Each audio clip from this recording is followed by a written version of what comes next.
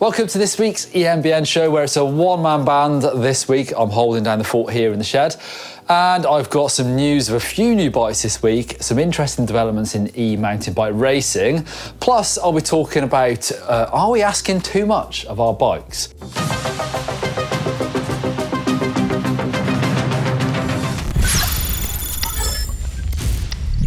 Basically, I went for my first ride in 4 months last week, which was super exciting for me. You'll see it on the channel next week, because I also rode a brand new bike for me, which is really exciting, and had a great day out. But it got me thinking. It was a brand new bike with a Bosch 800 watt-hour power tube, and I also had a range extender as well. So I was packing 1,050 watt-hours of battery on that ride, and it turns out I didn't need anywhere near that. I think I rode 43 kilometers and 900 meters of climbing, so not a crazy amount of climbing, but at the end of the ride I still had 48% of battery, which blew me away. I couldn't believe the range of this thing.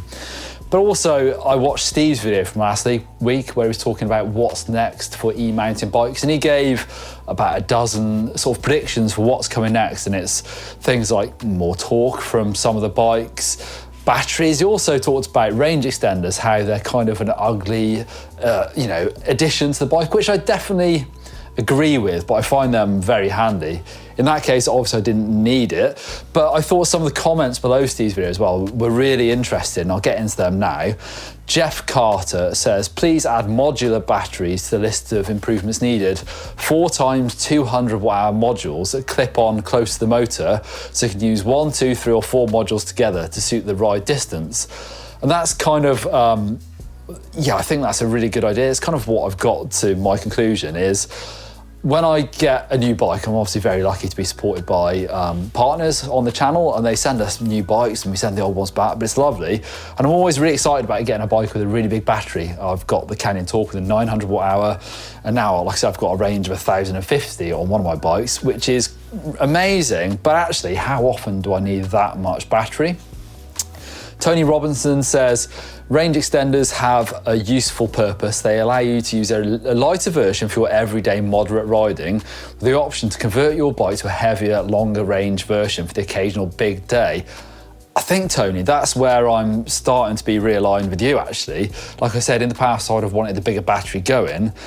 But actually, it looks like probably now, would I be better off with, say, a 600 watt-hour bike? Because that battery weighs 3.9 kilograms. The 800 watt-hour new Bosch one is only 3.9. It's not a crazy difference. But actually, I could be, almost a kilo lighter for 90% of my riding, probably more actually. And then add that Power More, which is 1.6 kilograms, just for those bigger rides. Another interesting comment here from KV89. Who says, most of the people who buy e-bikes don't even use their whole potential. I have an Orbea Rise with 360 watt-hours and regularly do 1,000 meters of climbs and around 30 to 40 kilometer proper rides, and it's more than enough. But I'm a fairly light rider and fit. For long vacation rides, I throw on a range extender and that's it. Yes, I don't fully blast the climbs just because it's an e-bike, but I came from a regular bike. I can do climbs twice as fast than the regular bike. It's just amazing. It would be great that the engines would be more fixable, not just replacement, and more compatible. I think that's a really common theme as well across everybody. But yeah, let me know if you, a bit like me, have always wanted the bigger batteries, or have you come to the conclusion that actually most of the time you don't need them, and actually a regular everyday lighter bike with the option of a range extender is the way to go. Right, a few new bikes this week, and let's start with the Grand Canyon On, their aluminium hardtail, which Canyon say melds rugged mountain bike capability with urban versatility. It's got the Gen 5 Bosch CX motor and up to 1,050 watt-hour battery, fun enough, which we've been talking about, with the 800 power tube and a 250 watt-hour Power More. It's got 120mm travel fork, aluminium frame, up to 2.6 tyre clearance. You can fit 2 water bottles and a range extender, and there's provisions for pulling a trailer, adding a kickstand and a computer up front. And on the AL9 model, you even get Bosch ABS on there. This bike starts at €2,799. And I've done a video a long time ago where I actually used Grand Canyon On and sort of talked about the sports utility vehicle side of those type of bikes, where you can use them for, for mountain biking, but also for loads of other stuff, including chucking your kids on them, sticking panniers on the back. So really useful bike. And I think in that case, having a massive 1,050 watt hours means you could probably ride it all week for commuting, doing all sorts of work, and only have to charge it once for a lot of people. So that is an interesting use case for big batteries. Next on to transition bikes, who have two new versions of their regulator. That's a 150mm rear travel 160 fork bike with mixed wheel size and a carbon fibre frame. There's a full power Bosch CX motored unit that comes with a 600 watt hour battery and the option for the 250 watt hour power more, which, like I've just said, might actually be a good option for some people. Then there's a Bosch SX powered regulator with its lower 55 Newton meters of torque and a 400 watt hour battery. Again, it can use that power more extender. The full power Bosch CX bike comes in at a 22 kilogram weight, and then the lighter assist Bosch SX motor bike comes in at 18.6 kilograms. So choose the type of motor you want in the bike, and then both bikes actually come in two builds for the same price. Either a Shimano Dior equipped bike for $6,999 US, or an XD build for $8,999. Now, I think this is some pretty cool news for people that want to race their e-mountain bikes. The Bosch eMTB Challenge, it looks like they're trying to step into the pro racing gap left by the World Cup pausing for a year. And they're offering pro category races alongside their amateur events. The pros will be using the 5 amateur and advanced stages, and then 2 pro only, well, it sounds like they're pretty challenging stages, added to that as well. So 7 stages, obviously shortest time across those stages gives you a winner. Race venues to be announced soon.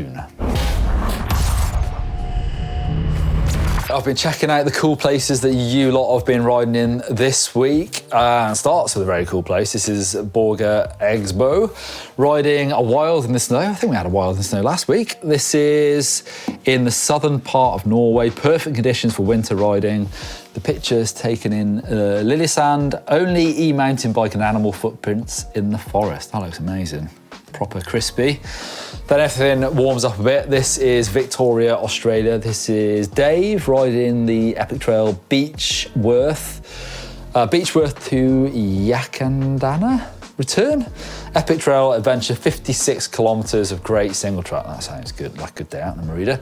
Then Roy Fitz has been in the Bavaria Forest, been riding mountain bikes since around 1986. This is my first e-mountain bike and I can't stop riding it. I've actually had loads of comments recently from old friends of mine who used to race back in the day and sort of maybe grew up a bit, had kids, moved away from mountain bikes and have now just bought their e-mountain bikes and they're super into it again. I reckon I've had 3 in the last 3 weeks. So yeah, I'm glad to see you getting involved, Roy. Next up, some feedback. Actually, starting with a bit of ghetto tech, actually. I saw this in the uploader. This is from Danielle. I think this is really cool. He says, failed to find a great way to transport the 4 bikes for our family adventures, so decided to start making my own.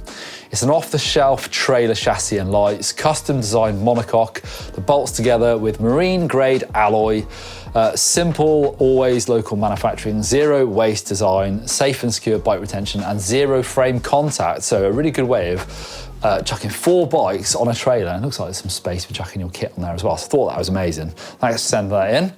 Then in some feedback actually from Steve's video again, I'm going back to this. What are the next big steps for e-bikes? Dirty Off-Roader says, I'd take reliability and battery range over speed.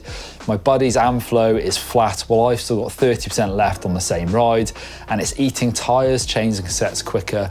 If manufacturers go the power route, they need to make stronger, longer lasting components first.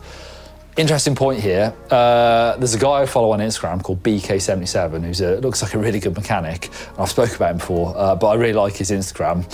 And check out this hack he's made for his bike. He's taken a Shimano SLX cassette, the 1051 I believe, and on that the biggest sprocket is aluminium. And he's drilled out the rivets, got rid of that. So now he's got a super tough 11-speed steel cassette that also, being 11-speed, has got a better chain line, so you're not bending the chain over, which is going to wear it out quicker as well.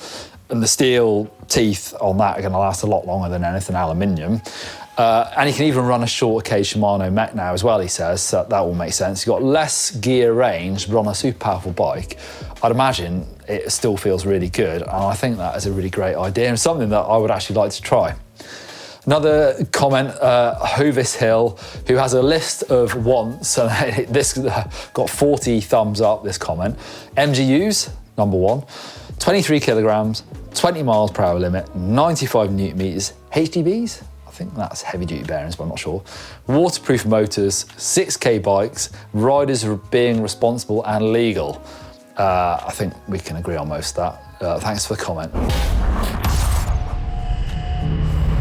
All right, into the bike vault, and there's a very Welsh feel to this week's bike vault. I think everything but one is from Wales, starting with Phil, who's in South Wales, Cwm Carn on the Caffal Trail. I've forgotten how to pronounce that. Steve will jump in, I'm sure. Riding a rare megawatt Nuteproof as its Di2 activated by Shimano.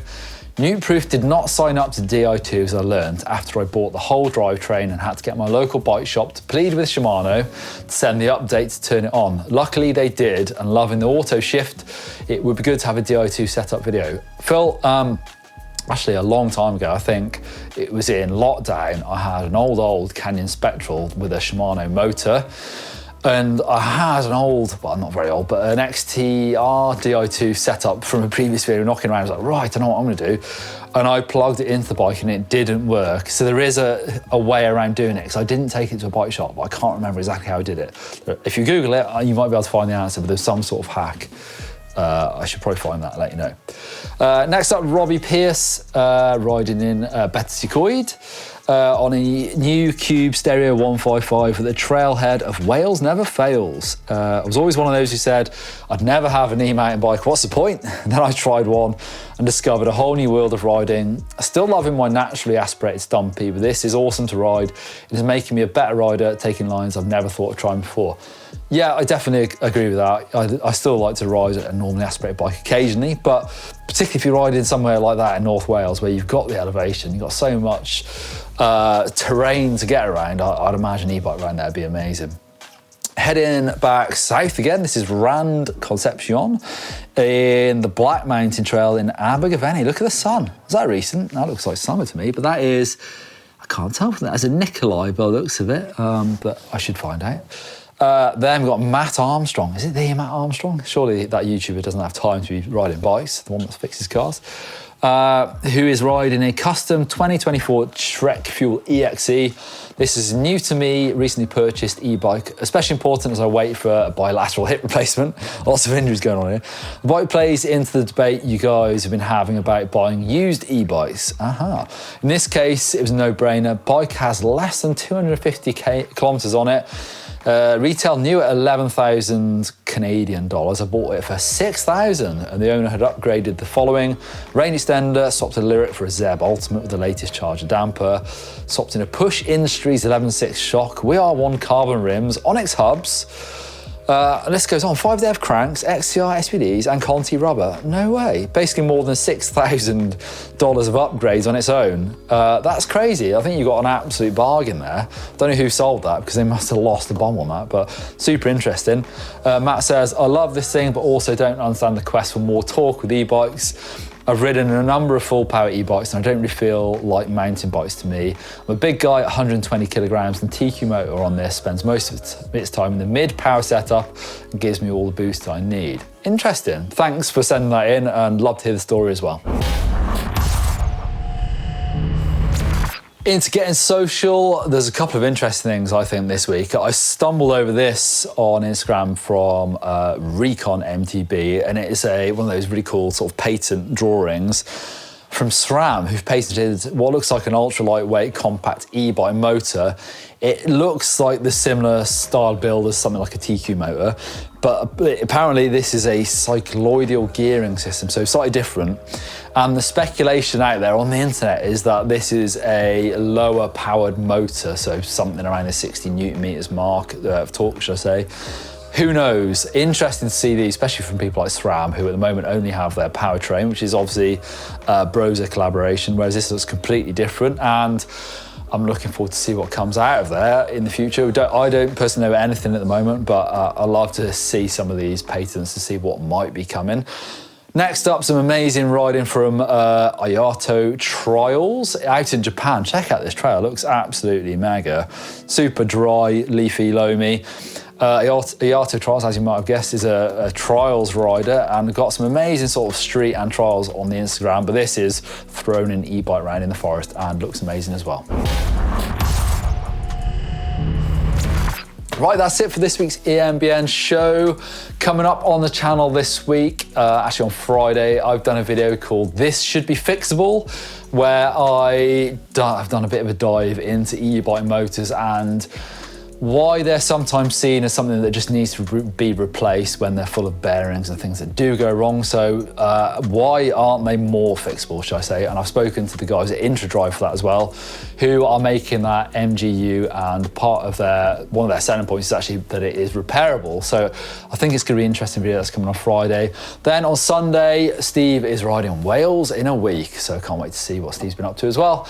Plus, like I said earlier, I've been out on the bike, so I've been really stoked on that. I went up to North Wales last week. That is coming next week, and I'll be telling you all about my brand new bike as well. But for now, thank you very much for watching, and we'll catch you next week.